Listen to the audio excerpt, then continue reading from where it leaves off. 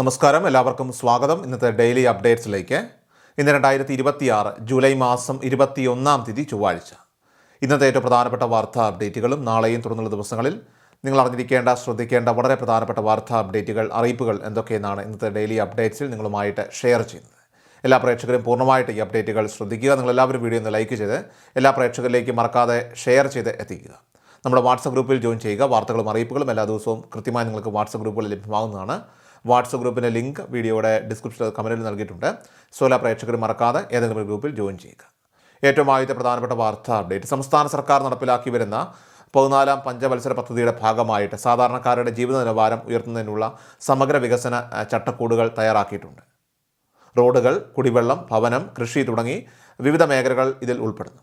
തദ്ദേശ സ്വയംഭരണ സ്ഥാപനങ്ങൾ തയ്യാറാക്കുന്ന വാർഷിക പദ്ധതികളിലൂടെയാണ് ജനങ്ങളുടെ ആവശ്യങ്ങൾ തിരിച്ചറിഞ്ഞ് ഈ ഫണ്ടുകളൊക്കെ തന്നെ വിനിയോഗിക്കുന്നത്. ഓരോ വർഷവും നിങ്ങളുടെ പ്രദേശത്ത് നടക്കുന്ന ഗ്രാമസഭകൾ വഴി ജനങ്ങളുടെ ആവശ്യങ്ങളും അതോടൊപ്പം തന്നെ ഗുണഭോക്തൃ പട്ടികയും തയ്യാറാക്കുന്നതിനാൽ ഗ്രാമസഭകളിൽ പങ്കെടുക്കുന്നത് വളരെയധികം പ്രധാനപ്പെട്ടതാണ്. ഇതിലൂടെ നിരവധി പദ്ധതി ആനുകൂല്യങ്ങളൊക്കെ തന്നെ ലഭിക്കുമെന്ന കാര്യം നമ്മൾ മുൻപും പറഞ്ഞിട്ടുള്ളതാണ്. ഇപ്പോൾ വ്യക്തമാക്കുന്നത് വീടുമായിട്ട് ബന്ധപ്പെട്ട് പൊതുജനങ്ങൾക്ക് ലഭിക്കുന്ന വിവിധ ആനുകൂല്യങ്ങളെക്കുറിച്ചാണ്. പുതിയ വീട് വയ്ക്കുന്നതിനും അതോടൊപ്പം തന്നെ നിലവിലുള്ള വീടുകളുടെയൊക്കെ തന്നെ നവീകരണത്തിനും തദ്ദേശ സ്ഥാപനങ്ങൾ വഴി ധനസഹായം ലഭിക്കുന്ന പദ്ധതികളുണ്ട്. ലൈഫ് മിഷൻ പദ്ധതിയിലൂടെയാണ് നിലവിൽ പുതിയ വീടുകൾ നൽകുന്നത്. അതുകൊണ്ട് തന്നെ നിങ്ങളുടെ പഞ്ചായത്തിലോ മുനിസിപ്പാലിറ്റിയിലോ ഒക്കെ തന്നെ നിലവിലുള്ള ഭവന നവീകരണ പദ്ധതികൾ ഏതൊക്കെയാണെന്ന് ആദ്യം അന്വേഷിച്ച് മനസ്സിലാക്കുക. ഈ പദ്ധതികളുടെ ആനുകൂല്യം അത് പൂർണ്ണമായിട്ട് മുൻഗണനാ വിഭാഗങ്ങൾക്കാണ് ലഭിക്കുന്നത്. അതായത് എല്ലാ അപേക്ഷകൾക്കും ഒരേപോലെ ധനസഹായം ലഭിക്കില്ല. സാമ്പത്തികമായിട്ട് പിന്നോക്കം നിൽക്കുന്ന കുടുംബങ്ങൾക്ക് പുറമെയായിട്ട് വിധവകൾ, അതോടൊപ്പം തന്നെ ഭിന്നശേഷിക്കാർ, വയോജനങ്ങൾ മാത്രം താമസിക്കുന്ന കുടുംബങ്ങൾ, പട്ടികജാതി പട്ടികവർഗ വിഭാഗങ്ങൾ എന്നിവർക്ക് പദ്ധതികളിൽ പ്രത്യേക മുൻഗണന ലഭിക്കുന്നതാണ്. നിങ്ങളുടെ തദ്ദേശ സ്ഥാപനത്തിൽ ഭവന നവീകരണവുമായിട്ട് ബന്ധപ്പെട്ട പദ്ധതി നിലവിലുണ്ടെന്ന് ഉറപ്പുവരുത്തിയ ശേഷം വാർഡ് മെമ്പർ അല്ലെങ്കിൽ കൗൺസിലർ വഴിയോ പഞ്ചായത്ത് അല്ലെങ്കിൽ മുനിസിപ്പാലിറ്റി ഓഫീസിൽ നിന്നോ അപേക്ഷാ ഫോമുകൾ കൈപ്പറ്റുക. കേരളത്തിലുടനീളം എല്ലാ തദ്ദേശ സ്ഥാപനങ്ങളിലും ഒരേപോലെയല്ല പദ്ധതികൾ നടപ്പിലാക്കുന്നത്. ഓരോ തദ്ദേശ സ്ഥാപനവുമാണ് തങ്ങളുടെ പ്രദേശത്ത് ഏതെല്ലാം പദ്ധതികൾ നടപ്പിലാക്കണമെന്ന് തീരുമാനിക്കുന്നത്. അതുകൊണ്ട് തന്നെ ഓരോ വർഷവും ഈ പദ്ധതികളിലൊക്കെ തന്നെ മാറ്റങ്ങളും ഉണ്ടായേക്കാം. അതിനാൽ നിങ്ങളുടെ പഞ്ചായത്ത്, മുനിസിപ്പാലിറ്റി അല്ലെങ്കിൽ കോർപ്പറേഷൻ ഓഫീസുകളിൽ വീടുമായി ബന്ധപ്പെട്ട അപേക്ഷകളൊക്കെ തന്നെ ഇപ്പോൾ സ്വീകരിക്കുന്നുണ്ടോ എന്ന് നേരിട്ടോ അല്ലെങ്കിൽ വാർഡ് മെമ്പർ വഴിയോ നിങ്ങൾ അന്വേഷിച്ചറിഞ്ഞ ശേഷം മാത്രം അപേക്ഷ സമർപ്പിക്കുക.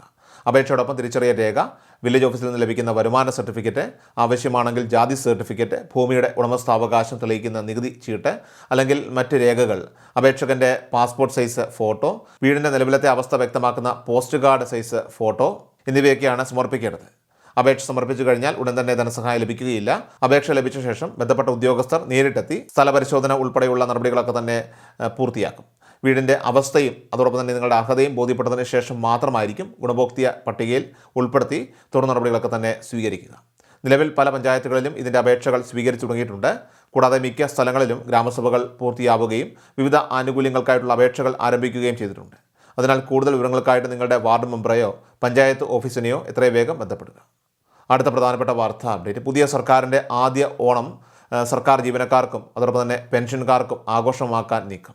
ജീവനക്കാരുടെ ജനുവരിയിലെ 2% DAയും പെൻഷൻകാരുടെ തത്തുല്യമായിട്ടുള്ള DR-ഉം ഓണം ബോണസിന് ഉത്സവബത്തയ്ക്കുമൊപ്പം തന്നെ അനുവദിച്ചേക്കും.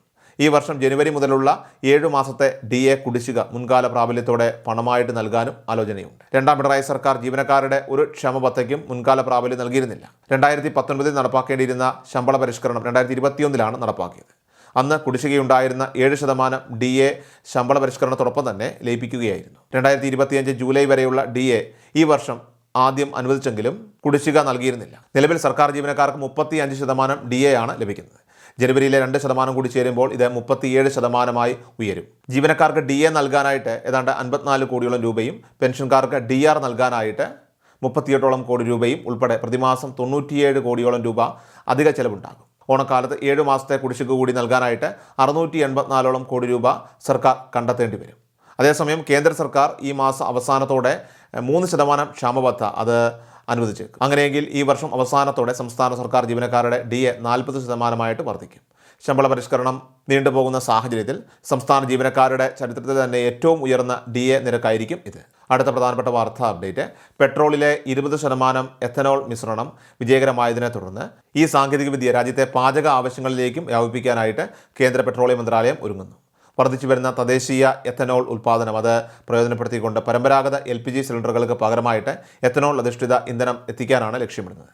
അന്താരാഷ്ട്ര വിപണിയിലെ അസംസ്കൃത എണ്ണവില വ്യതിയാനങ്ങൾ അടുക്കള ബജറ്റിനെ ബാധിക്കുന്നത് തടയാനും ഇന്ധന ഇറക്കുമതി ചെലവ് വൻതോതിൽ കുറയ്ക്കാനും ഈ മാറ്റത്തിലൂടെ സാധിക്കും. സാമ്പത്തിക നേട്ടങ്ങൾക്ക് പുറമെയായിട്ട് കർഷകർക്കും പരിസ്ഥിതിക്കും ഒരുപോലെ തന്നെ ഗുണകരമാണ് ഈ ഒരു പദ്ധതി. LPGയേക്കാൾ കുറഞ്ഞ ചെലവിൽ ലഭ്യമാകുന്ന ഈ ഇന്ധനം കരിമ്പ്, ചോളം, മറ്റ് കാർഷിക അവശിഷ്ടങ്ങൾ എന്നിവയിൽ നിന്ന് നിർമ്മിക്കുന്നതിനാൽ തന്നെ കർഷകർക്ക് മികച്ച അധിക വരുമാനവും ഉറപ്പാക്കും. പുകയോ മറ്റ് വിഷവാതകങ്ങളോ പുറന്തള്ളാത്തതിനാൽ തന്നെ തികച്ചും പരിസ്ഥിതി സൗഹൃദപരമായിട്ടുള്ള ഒരു ഹരിത ഇന്ധനമായിട്ട് ഇതിനെ ഉപയോഗിക്കാം. നിലവിലുള്ള LPG സ്റ്റൗകളിലോ സിലിണ്ടറുകളിലോ എഥനോൾ നേരിട്ട് ഉപയോഗിക്കാനായിട്ട് കഴിയില്ല എന്നതിനാൽ തന്നെ ഇതിനായിട്ട് പ്രത്യേകമായിട്ട് രൂപകൽപ്പന ചെയ്ത സ്റ്റൗകളും സുരക്ഷിതമായിട്ടുള്ള കാനിസ്റ്ററുകളും ഒക്കെ തന്നെ വിപണിയിലേക്ക് ഇറക്കുന്നതാണ്.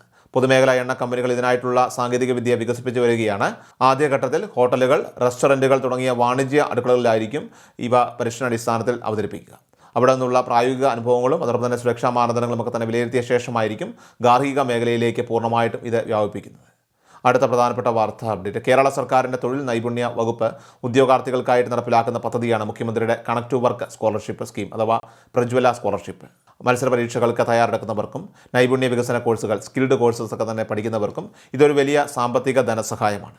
APL, BPL വ്യത്യാസമില്ലാതെ കുടുംബ വാർഷിക വരുമാനം 5 ലക്ഷം രൂപയിൽ താഴെയുള്ള എല്ലാവർക്കും ഈ പദ്ധതിയിലേക്ക് അപേക്ഷിക്കാം. പ്രതിമാസം 1000 രൂപ വീതം ഒരു വർഷത്തേക്ക്, അത് ആകെ 12,000 രൂപയാണ് ഈ ഒരു സ്കോളർഷിപ്പിലൂടെ ലഭിക്കുക. ഉദ്യോഗാർത്ഥികളുടെ പഠന ചെലവുകൾക്കും യാത്രാക്കൂലിക്കും ഒക്കെ ഈ തുക ഏറെ പ്രയോജനപ്പെടും. മുൻപ് 5 ലക്ഷം പേർക്ക് സഹായം നൽകാൻ ലക്ഷ്യമിട്ടിരുന്ന ഈ പദ്ധതിയിൽ നിലവിൽ 1 ലക്ഷത്തോളം അപേക്ഷകരും അതിൽ പകുതിയോളം ഗുണഭോക്താക്കളുമുണ്ട്. പദ്ധതി നിർത്തിവെച്ചേക്കുമെന്ന് ആശങ്കകൾക്ക് വിരാമം വിട്ടുകൊണ്ട് പുതിയ സർക്കാരും ഈ പദ്ധതി തുടരുമെന്ന് വ്യക്തമാക്കിയിട്ടുണ്ട്. കുടിശ്ശിക തീർക്കലും അതോടൊപ്പം തന്നെ പുതിയ അപേക്ഷകൾ സ്വീകരിക്കലും സർക്കാരിൻ്റെ 100 ദിന കർമ്മ പദ്ധതിയിൽ ഉൾപ്പെടുത്തിയിട്ടുണ്ട്. ഇതിനായിട്ടുള്ള തുക അത് ബജറ്റിൽ വകയിരുത്തി കഴിഞ്ഞു. ആദ്യം അപേക്ഷിക്കുന്നവർക്ക് മുൻഗണന ലഭിക്കുന്ന ഈ പദ്ധതിയിലേക്ക് എംപ്ലോയ്മെൻറ്റ് എക്സ്ചേഞ്ച് വഴിയാണ് അപേക്ഷിക്കേണ്ടത്. രേഖകൾ കൃത്യമായി പരിശോധിച്ച് അപ്രൂവൽ ആകുന്ന മുറയ്ക്ക് തുക നേരിട്ട് ബാങ്ക് അക്കൗണ്ടുകളിലേക്ക് എത്തുന്നതാണ്. അടുത്ത പ്രധാനപ്പെട്ട വാർത്താ അപ്ഡേറ്റ്. ജൂലൈ മാസത്തിലെ സാമൂഹ്യ സുരക്ഷാ ക്ഷേമ പെൻഷൻ വിതരണം സംബന്ധിച്ച പ്രഖ്യാപനം, ഔദ്യോഗികമായിട്ടുള്ള പ്രഖ്യാപനം ഇന്നോ നാളെയോ ഉണ്ടാകാൻ സാധ്യതയുണ്ട്. റിസർവ് ബാങ്കിൻ്റെ ഫോർട്ട് ഓഫീസ് വഴി ഇ-കുബേർ സംവിധാനത്തിലൂടെ സംസ്ഥാന സർക്കാരുകൾ സാധാരണയായിട്ട് എല്ലാ ചൊവ്വാഴ്ചകളിലുമാണ് കടമെടുപ്പ് നടത്താറുള്ളത്. ജൂലൈ മാസത്തിൻ്റെ തുടക്കത്തിൽ തന്നെ 1800 കോടി രൂപ കടമെടുത്തിരുന്ന സർക്കാർ ക്ഷേമ പെൻഷൻ വിതരണത്തിന് ആവശ്യമായ തുക അത് ഇന്നത്തെ കടമെടുപ്പിലൂടെ കണ്ടെത്തിയേക്കുമെന്നാണ് ലഭിക്കുന്ന വിവരം. പെൻഷൻ വിതരണം എന്ന് ആരംഭിക്കുമെന്നത് ഉടൻ തന്നെ പ്രഖ്യാപിക്കുമെങ്കിലും ഈ മാസം 24, 25 തീയതികളിലായിട്ട് വിതരണ നടപടികൾ ആരംഭിക്കാനാണ് കൂടുതലും സാധ്യത. അതേസമയം സംസ്ഥാനത്തുടനീളം ക്ഷേമ പെൻഷൻ മസ്റ്ററിംഗ് നടപടികൾ നിലവിൽ പുരോഗമിച്ചുകൊണ്ടിരിക്കുകയാണ്. മസ്റ്ററിംഗ് പൂർത്തിയാക്കാൻ 2 മാസത്തിലധികം സമയപരിധി ലഭ്യമായിട്ടുള്ളതുകൊണ്ട് തന്നെ അർഹരായിട്ടുള്ള ഗുണഭോക്താക്കൾ ആരും തന്നെ ഇത് ചെയ്യാനായിട്ട് വിട്ടുപോകരുത്. മസ്റ്ററിംഗ് നടപടികൾ പൂർത്തിയായ ശേഷം വീടുകളിൽ നേരിട്ടെത്തിയുള്ള സമഗ്ര പരിശോധനകൾ വളരെ വൈകാതെ തന്നെ ഉണ്ടാകുന്നതാണ്. ഈ പരിശോധനയിലൂടെ അനർഹരായിട്ടുള്ള വ്യക്തികളെയൊക്കെ തന്നെ പെൻഷൻ പട്ടികയിൽ നിന്നും ഒഴിവാക്കുകയും കൂടുതൽ അർഹരായവർക്ക് പെൻഷൻ ലഭിക്കാനുള്ള അവസരമൊരുക്കുകയും ചെയ്യും. ഇതിനുശേഷമായിരിക്കും ക്ഷേമ പെൻഷൻ തുക വർദ്ധിപ്പിക്കുന്ന കാര്യത്തിലൊക്കെ തന്നെ തീരുമാനമുണ്ടാവുക. നിലവിൽ ലഭിച്ചുകൊണ്ടിരിക്കുന്ന 2000 രൂപയുടെ ക്ഷേമ പെൻഷൻ 3000 രൂപയായിട്ട് ഉയർത്തുമെന്നത് UDFൻ്റെ ഇന്ദിരാ ഗ്യാരണ്ടി വാഗ്ദാനങ്ങളിൽ പ്രധാനപ്പെട്ട ഒന്നാണ്. VD സതീശൻ സർക്കാർ അധികാരത്തിൽ വന്നതിന് ശേഷമുള്ള 3ാമത്തെ മാസത്തെ ക്ഷേമ പെൻഷൻ വിതരണമാണ് ഈ ആഴ്ചയിൽ ആരംഭിക്കാനായിട്ട് പോകുന്നത്. ഏറ്റവും അവസാനമായിട്ട് സംസ്ഥാനത്തെ സ്വർണ്ണവില പരിശോധിച്ചാൽ സംസ്ഥാനത്ത് സ്വർണ്ണവിലയിൽ വർധനവ് തുടരുകയാണ്. 2026 ജൂലൈ 20 ഇന്നലെ തിങ്കളാഴ്ച 22 കാരറ്റ് സ്വർണ്ണത്തിന് ഗ്രാമിന് 15 രൂപ കൂടി 13,150 രൂപയിലും പവന് 120 രൂപ കൂടി 1,05,200 രൂപയിലുമാണ് വ്യാപാരം പുരോഗമിച്ചത്. സോ ഡെയിലി അപ്ഡേറ്റ്സ് പൂർണ്ണമാവുകയാണ്. എല്ലാവരിലേക്കും നിങ്ങൾ ഈ വീഡിയോസ് ഇപ്പോൾ തന്നെ ഷെയർ ചെയ്യുക. നമ്മുടെ വാട്സപ്പ് ഗ്രൂപ്പിൽ ജോയിൻ ചെയ്യുക. വാർത്തകളും അറിയിപ്പുകളും എല്ലാ ദിവസവും കൃത്യമായി നിങ്ങൾക്ക് വാട്സപ്പ് ഗ്രൂപ്പിൽ ലഭ്യമാകുന്നതാണ്. നമ്മുടെ വാട്സപ്പ് ഗ്രൂപ്പിൻ്റെ ലിങ്ക് വീഡിയോയുടെ ഡിസ്ക്രിപ്ഷനിൽ അതോടൊപ്പം തന്നെ കമൻറ്റിൽ നൽകിയിട്ടുണ്ട്. സോ എല്ലാ പ്രേക്ഷകരും മറക്കാതെ ഏതെങ്കിലും ഒരു ഗ്രൂപ്പിൽ ജോയിൻ ചെയ്യുക. വാർത്തകൾ എല്ലാവരിലേക്കും ഷെയർ ചെയ്യുക. വീഡിയോ ഡെയിലി അപ്ഡേറ്റ്സുമായിട്ട് നമുക്ക് നാളെ കാണാം. അതുവരേക്കും നന്ദി, നമസ്കാരം. കൃഷൽ മീഡിയ എല്ലാ ദിവസവും വാർത്തകളും അറിയിപ്പുകളും ഡെയിലി അപ്ഡേറ്റ്സും ലഭിക്കാൻ ഇപ്പോൾ തന്നെ ചാനൽ സബ്സ്ക്രൈബ് ചെയ്യുക, ഫോളോ ചെയ്യുക. നിങ്ങളുടെ ലൈക്കും ഷെയർ നൽകി ഞങ്ങളെ സപ്പോർട്ട് ചെയ്യുക. നിങ്ങളുടെ അഭിപ്രായങ്ങൾ കമന്റ് ബോക്സിൽ രേഖപ്പെടുത്തുക.